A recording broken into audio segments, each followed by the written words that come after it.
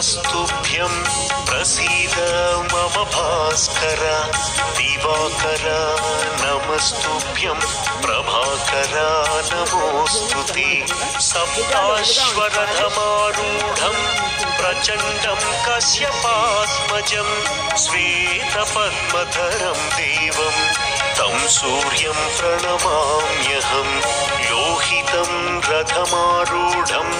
सर्वलोकपितामहं महापापहरं देवं तं सूर्यं प्रणमाम्यहं त्रैगुण्यं च महाशूरं ब्रह्मविष्णुमहेश्वरं महापापहरं देवं तं सूर्यं प्रणमाम्यहं बृंहितं तेजसां पुञ्जं वायुराकाशमेव च प्रभुस्त्वं सर्वलोकानां तं सूर्यं प्रणमाम्यहं बन्धूकपुष्पसङ्काशं हारकुण्डलभूषितम् एकचक्रधरं देवं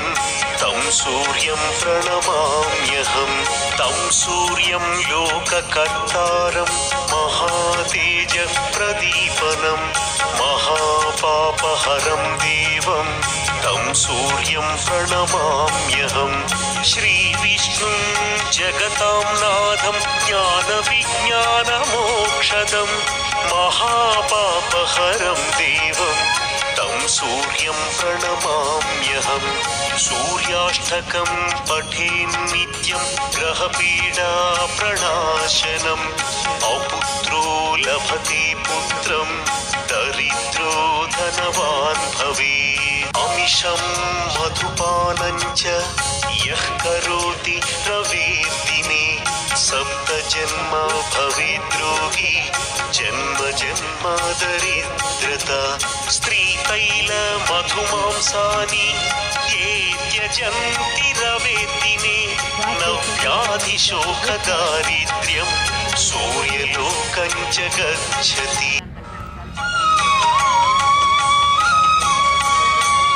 आदिदेव नमस्तुभ्यं